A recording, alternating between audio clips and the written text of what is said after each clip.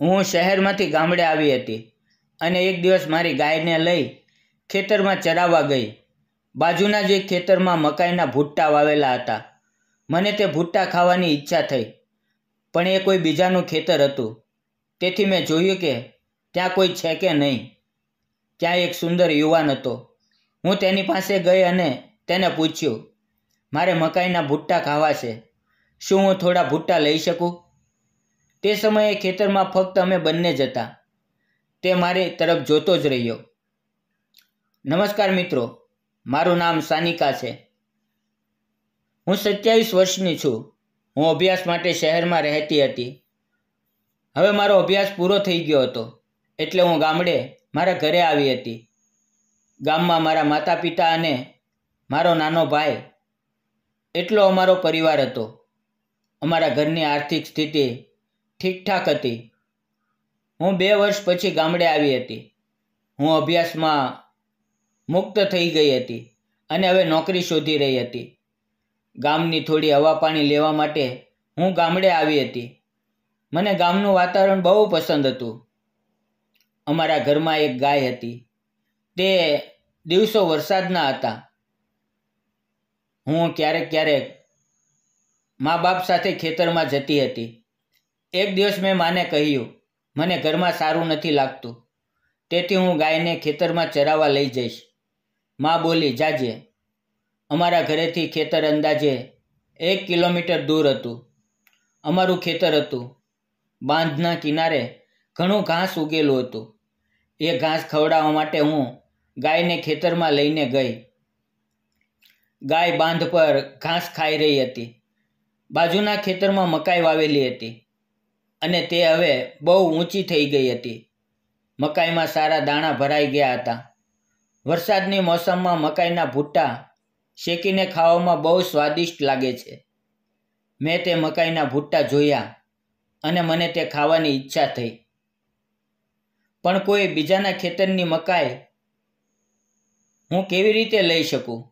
મને લાગ્યું કોઈને પૂછવું જોઈએ. મેં આજુબાજુ જોયું કે કોઈ છે કે કેમ. તો એક બાંધ પર એક યુવાન બેઠો હતો. તે જોવામાં બહુ સુંદર હતો. હું તેની પાસે ગઈ અને પૂછ્યું, આ મકાઈની ખેતી તમારી છે કે? તેણે મારી તરફ જોયું પણ કશું બોલ્યો નહીં. ફક્ત મને જોતો રહ્યો. કદાચ હું તેને બહુ સુંદર લાગી રહી હતી, તેથી તે મને જોતો જ રહ્યો. મેં ફરીથી પૂછ્યું, આ મકાઈની ખેતી તમારી છે કે? ત્યારે તે હોશમાં આવ્યો અને બોલ્યો, હા.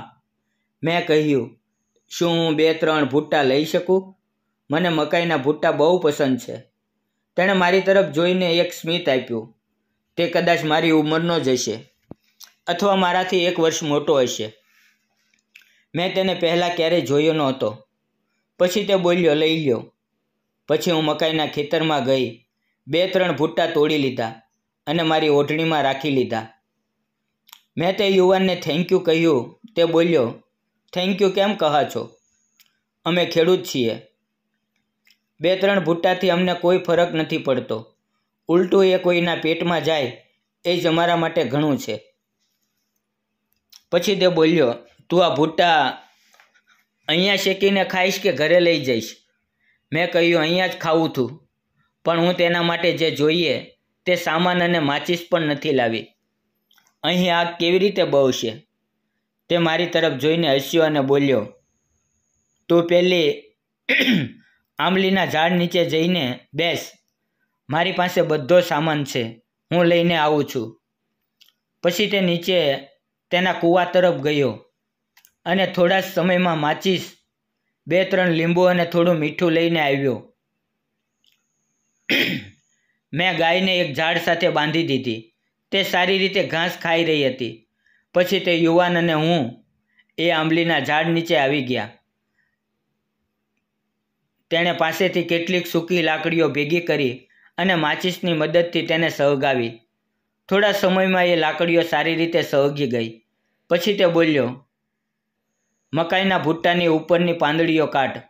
પછી મેં ભૂટ્ટાની પાંદડીઓ કાઢવાની શરૂ કરી, કારણ કે ભૂટ્ટા સારા ભરેલા હતા. ચારે બાજુ દાણા જ દાણા હતા. તેણે એ છોલેલા ભૂટ્ટાને આગમાં નાખ્યા. અને એક સૂકી લાકડીની મદદથી તેને શેકવા લાગ્યો. હું તેની તરફ જોઈ રહી હતી, તે પણ મારી તરફ જોઈ રહ્યો હતો. અમારી નજરો મોહી રહી હતી. ગામનું વાતાવરણ કેટલું સારું હોય છે. આપણે જે વસ્તુ જોઈએ તે સરળતાથી મળી જાય છે અને ગામમાં એ વસ્તુ ખાવાનો જે આનંદ હોય છે તે હું અનુભવતી હતી. અમે બંનેની વધારે વાત નહોતી થઈ. હું થોડું શરમાઈ રહી હતી કારણ કે તે યુવાન સાથે મારી કોઈ ઓળખાણ નહોતી. થોડા સમયમાં તેણે ભૂટ્ટા શેક્યા. એક ભૂટ્ટા પર એક લીંબુ કાપીને ચોપડ્યું, તેના પર મીઠું નાખ્યું અને એ ભૂટ્ટાને તેની પાંદડીમાં રાખીને મને આપ્યો. ત્યારે પહેલી વાર અમારી નજરો મળી. હું તેની આંખોમાં જોઈ રહી હતી. તેની આંખોમાં એક અલગ ચમક હતી. તેના સુંદર ચહેરા પર હાસ્ય કેટલું સુંદર લાગતું હતું. મેં એને હાથમાં લીધો અને બાજુમાં બેસીને ખાવા લાગી. તેણે પણ એક ભૂટ્ટો લીધો અને મારી સાથે ખાવા લાગ્યો. અમે બંને શેકેલા મકાઈના ભૂટ્ટા ખાઈ રહ્યા હતા. મેં તેને કહ્યું, થેન્ક યુ. તે બોલ્યો, અરે છોડો. પછી મેં પૂછ્યું, તમારું નામ શું છે? તમે શું કરો છો? તે બોલ્યો, મારું નામ અભિષેક છે. હું ગ્રેજ્યુએટ છું, પણ સારી નોકરી મળતી નથી અને જે મળે છે તેમાં પગાર સારો નથી મળતો. હું અત્યારે સ્પર્ધાત્મક પરીક્ષાની તૈયારી કરતાં કરતાં ખેતી કરું છું. અમારી પોતાની ખેતી છે. અમારા ઘરમાં મા બાપ અને હું, અમે 3 જણા રહીએ છીએ. પછી તે બોલ્યો, તમે શું કરો છો? મેં તમને પહેલાં ક્યારે જોયા નથી. ત્યારે મેં કહ્યું, હું અહીં નથી રહેતી. હું શહેરમાં અભ્યાસ કરતી હતી. હવે મારો અભ્યાસ પૂરો થઈ ગયો છે. મારું નામ સાનિકા છે. બંનેએ શેકેલા મકાઈના એક ભૂટ્ટા ખાધા. બહુ સારું લાગ્યું.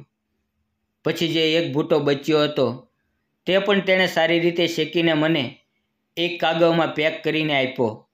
મેં તેનો આભાર માન્યો. તેણે મારી તરફ એક સ્મિત આપ્યું. હું ફરી ગાયને ઘાસ ખવડાવવા લાગી.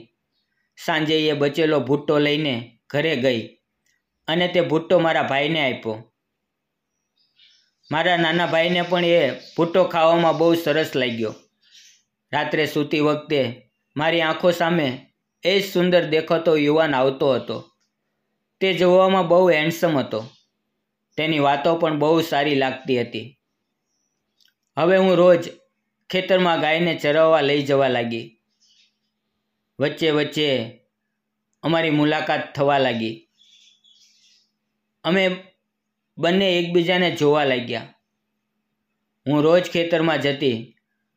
છેલ્લા 4-5 દિવસ થઈ ગયા. હું જોઈ રહી હતી કે તે યુવાન ક્યાંય દેખાય છે કે કેમ. મને ફરી મકાઈના ભૂટ્ટા ખાવા હતા.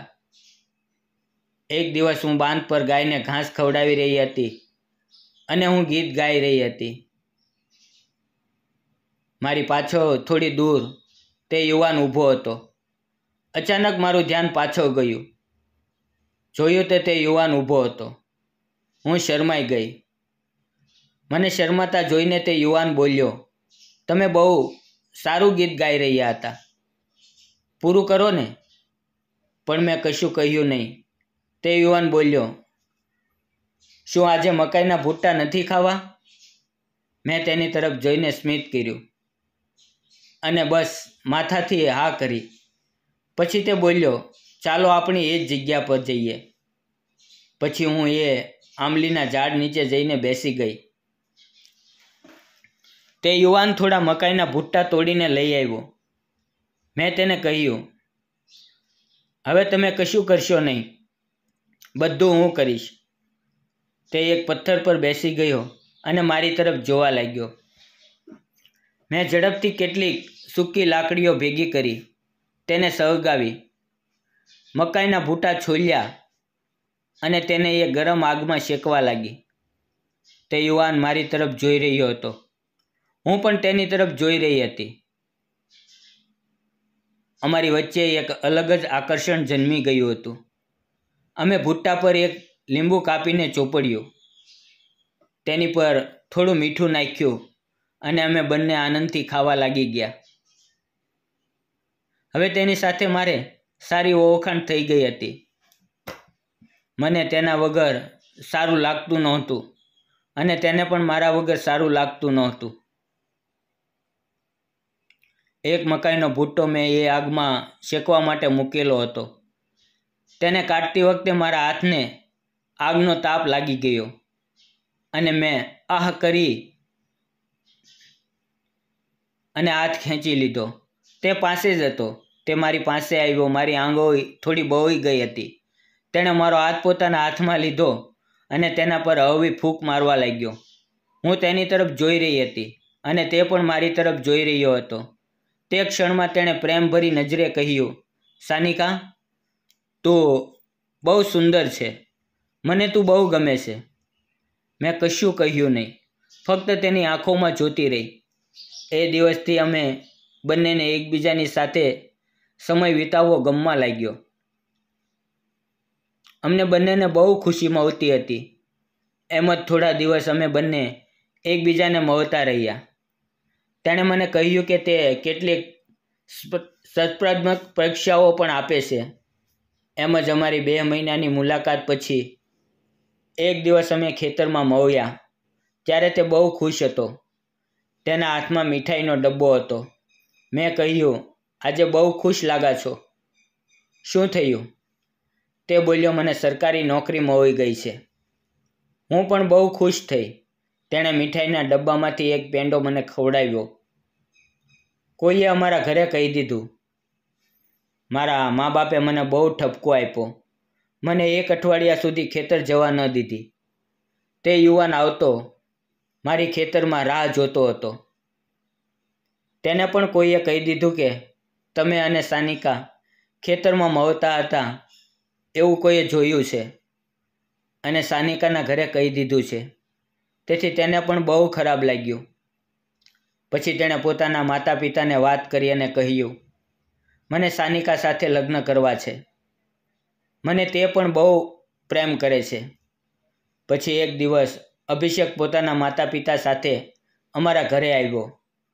અભિષેકના માતા પિતા અને મારા માતા પિતા પહેલેથી જ ઓળખતા હતા. અભિષેકના માતા પિતાએ કહ્યું, અમારો અભિષેક હવે સરકારી નોકરીમાં છે અને તેને તમારી દીકરી પર પ્રેમ છે. અમને તમારી દીકરી પસંદ છે. જો તમને પણ અમારો અભિષેક પસંદ હોય તો લગ્ન કરવા કોઈ વાંધો નથી. પછી મારા મા બાપે થોડું વિચાર્યું. અભિષેકને સરકારી નોકરી મળી હતી. તે જોવામાં પણ બહુ સુંદર હતો અને અમારી ઓળખાણનો હતો. તે સ્વભાવથી પણ સારો હતો. તેથી મા બાપે પણ લગ્ન માટે હા કહી. થોડા જ દિવસોમાં મારા અને અભિષેકના લગ્ન થઈ ગયા. અમે બંને સુખી જીવન જીવવા લાગ્યા. આજે પણ અમે વરસાદના દિવસોમાં મકાઈના ભૂટ્ટા ખાવા ખેતરમાં જઈએ છીએ અને અમારા એ દિવસો આજે પણ યાદ આવે છે. એકબીજાનો લાગણીસભર પ્રેમ, ખેતરમાં શેકેલા ભૂટ્ટા, ઇમલીથી ભરેલી ડાળીઓ અને એકબીજાનો મળેલો સાથ, આ બધું યાદ કરીને બહુ સારું લાગે છે. મેં અને અભિષેકે એકબીજા પર વિશ્વાસ રાખીને પ્રેમને તક આપી અને એક જીવન ઊભું કર્યું. મિત્રો, પરિસ્થિતિ ક્યારેય સંપૂર્ણ નથી હોતી, પરંતુ જો દિલથી વિશ્વાસ હોય તો જિંદગી સુંદર બની જાય છે. તેથી પ્રેમ કરો, વિશ્વાસ રાખો અને સમાજ કરતાં વધારે પોતાના દિલની અવાજ સાંભળો. નિર્ણય તમારો હોય છે. જિંદગી તમારી હોય છે. મિત્રો, આ અમારી પ્રેમ કથા તમને કેવી લાગી? જો સારી લાગી હોય તો વિડીયોને લાઈક કરો, ચેનલને સબસ્ક્રાઈબ કરો અને વિડીયોને એક નાની એવી કોમેન્ટ કરવાનું ભૂલશો નહીં. વિડીયોમાં આવેલા નામ, પાત્ર અને ઘટના ફક્ત કાલ્પનિક છે. તેનો કોઈ પણ વ્યક્તિ, જાતિ કે ધર્મ સાથે સંબંધ નથી. આ વાર્તા ફક્ત અને ફક્ત મનોરંજન માટે બનાવવામાં આવેલી છે. જો તમે પણ પોતાની વાડીએ મકાઈના શેકેલા ભૂટ્ટા ખાધા હોય તો કોમેન્ટમાં જરૂર જણાવજો કે તમે કયા ગામમાં મકાઈના ભૂટ્ટા ખાધા છે અને કોની સાથે ખાધા છે. ધન્યવાદ મિત્રો.